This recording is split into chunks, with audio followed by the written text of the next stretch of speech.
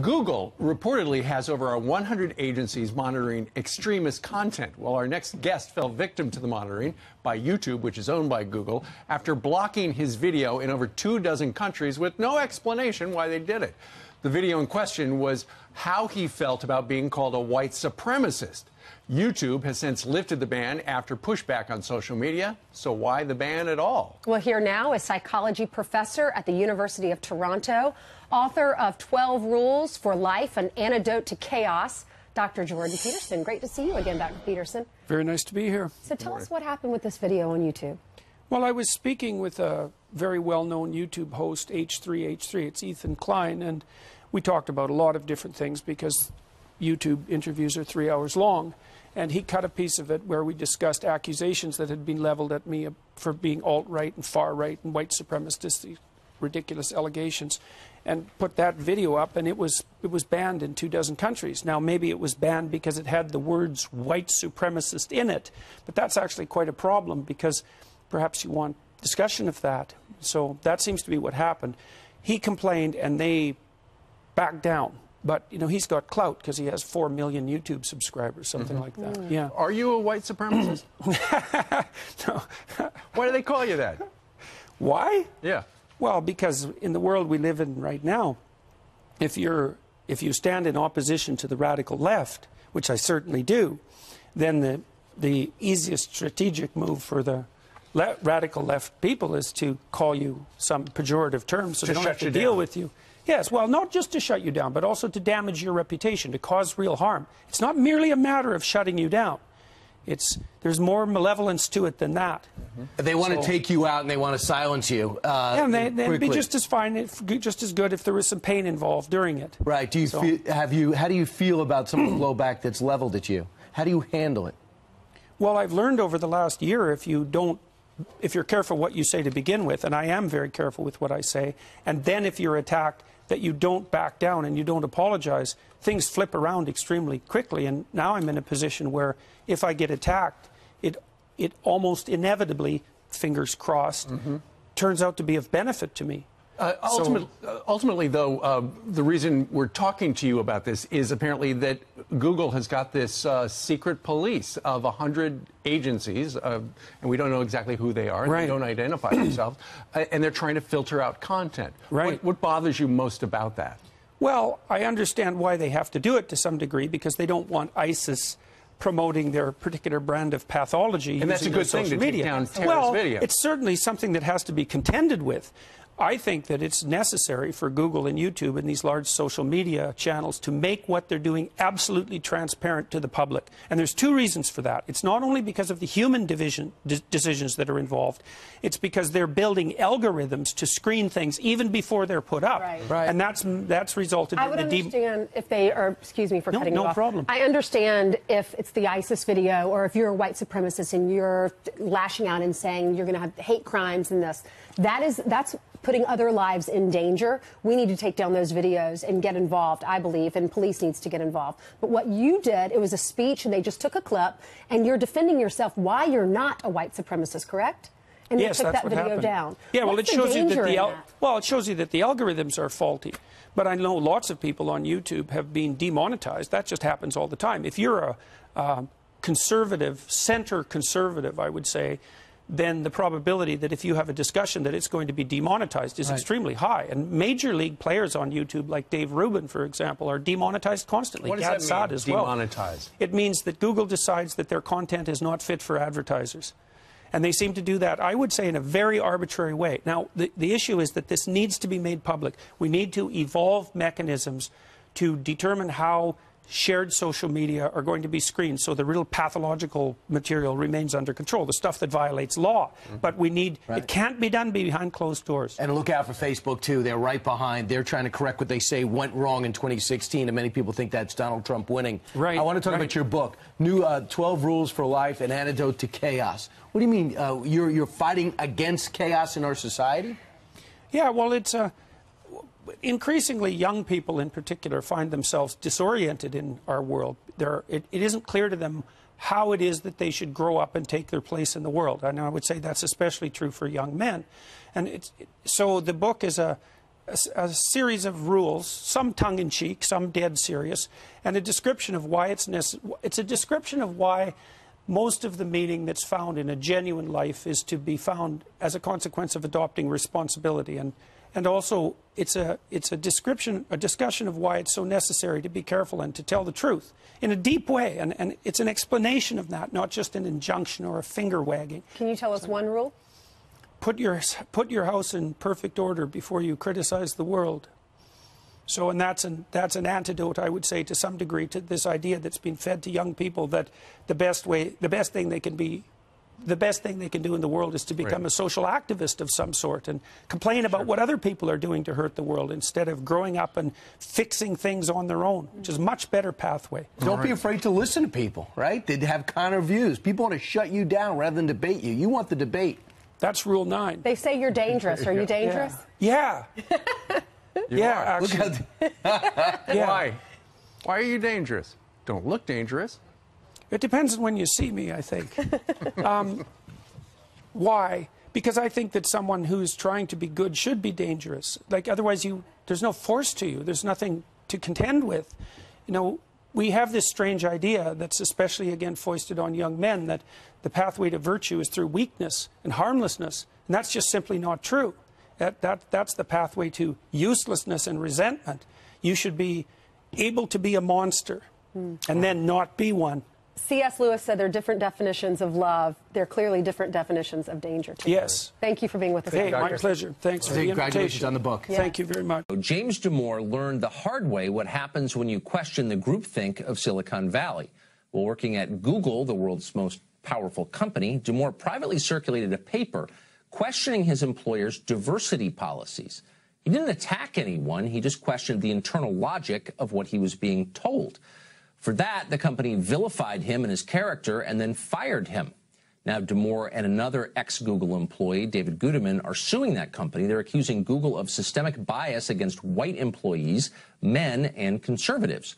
Their 161-page lawsuit exposes a remarkable and terrifying climate at Google, a place where biased, hateful, and even violent political rhetoric is totally acceptable, just as long as it's directed against the right targets. The suit contains documents that shows Googlers openly maintain, for example, politically motivated employee blacklists. Here's one. In 2015, Google manager Paul Cowan wrote the following on Google's internal networks for all employees to see. If you express a dunderheaded opinion about religion, about politics, or about social justice, it turns out I'm allowed to think you're a halfwit. I'm perfectly within my rights to mentally categorize you in my D-head box. Yes, I maintain mentally, but not yet publicly, a blacklist. If I had to work with people on this list, I would refuse and try to get them removed. Well, the blacklists were real and not just internal. They also applied to conservative figures from outside the company. Blogger Curtis Yarvin, known online as Mencius Moldbug, once visited Google to have lunch with an employee. According to the suit, Yarvin's arrival triggered a silent alarm at Google. Security arrived to escort him off campus. His mere presence was considered unacceptable. According to the lawsuit, Google employees were awarded with bonuses by the company for publicly denouncing Damore's memo. In April of 2017, Google manager Chris Bissell advised employees if they spoke at conferences, they should do so only while demanding that white males from other companies be kicked off panels in favor of women or non-white employees. Quote, "You'll feel pretty damn smug about doing it," Bissell said. Google HR said Bissell's attacks on the basis of race and gender somehow broke no company rules. And that's just scratching the surface of what Damore has brought to light. The suit has more than 100 examples of employees and managers saying conservatives or Trump supporters ought to be fired, defending political violence, implementing quota systems to discriminate against white people and men to the benefit of other favored groups. It's intense, it's appalling, but don't kid yourself. It's not just happening at Google. Last night, Dennis Finley, who was an editor at the Burlington Free Press, was fired by the media giant Gannett because he dared to just question a proposal that would add a third gender option to driver's licenses in Vermont. Now, if you're conservative, it might be difficult to get your head around what is happening in this country. So much has changed. But here's the bottom line. The federal government is no longer the main threat to your privacy and to your freedoms. You've grown up thinking that. It's no longer true. Big corporations are the main threat to your freedom and your privacy. The government doesn't own your private emails. Google does. Federal employees can't be fired for their political views. Private sector employees are all the time. The Trump administration can't end your ability to publicly communicate your ideas. Twitter and Facebook can do that, and they do it all the time.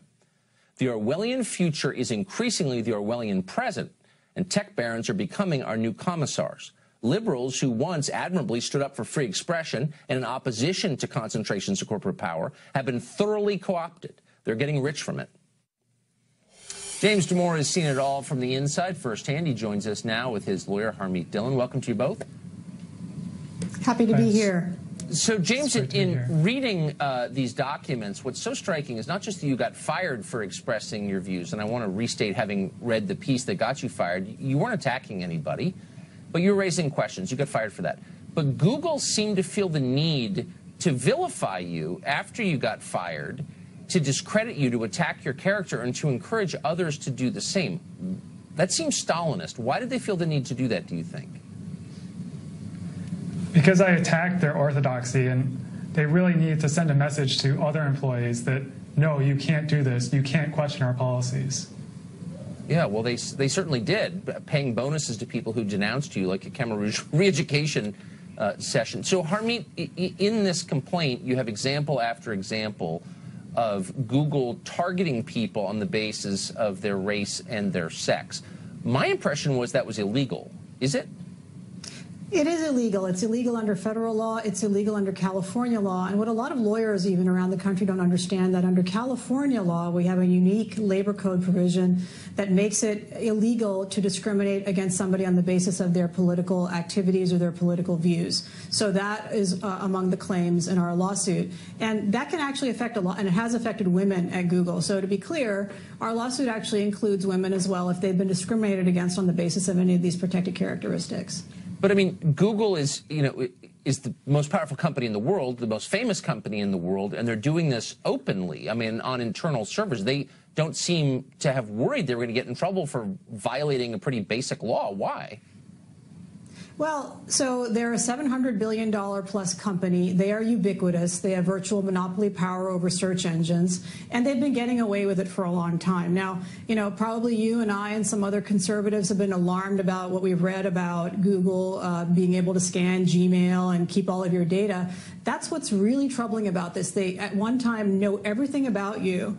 And at the other hand, they're using that information against you. We've seen them do this in their commercial practices as well. The demonetization of viewpoints they don't believe in on YouTube and other places. And I'm hearing from people inside the company and people who've left the company that their artificial intelligence programs for search engines similarly are applying political biases and filters. And you and I wouldn't even know it. And eventually we're going to find that they're controlling what people think. They are. Obviously, inside the company, they're getting away with punishing people and controlling what people think. And, people don't understand that on Silicon Valley, they have these campuses. And you come to the campus in the morning, they take care of your dry cleaning, all of your meals, entertainment, everything. And so people are in this little bubble. It's like the brave new world of Silicon Valley. And that's fine, but the fact that they're controlling our political dialogue and the way people experience reality, and Congress just sits there passively as if they have no authority, is contemptible. So, James, I would encourage, by the way, our viewers to go online and read what you wrote, because it's hardly radical, it's sensible and smart.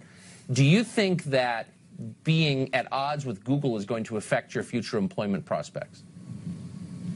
Yes, definitely. And many employees have made it clear that they're spreading the message about not only me, but anyone that they've discovered that has certain viewpoints, to blackball them out of careers within Silicon Valley. So why is that not terrifying? Oh, I think it is. Yeah, I mean, for every James Damore who got fired, Tucker, there are many people inside the company who we represent who are afraid to even raise their hand and say this is happening to me, because the threat is not just of a blacklist within Google, but of a blacklist within the entire tech community throughout the United States. That's how scary this is. If you're a conservative and you grew up thinking that the federal bureaucracy was the greatest threat to you, it takes a while to realize, no, it's not actually. It's Google, and they have more power. And I just Godspeed to you both, and we really wish you well and we'll be following this case. Thanks a lot for coming on. Thank you.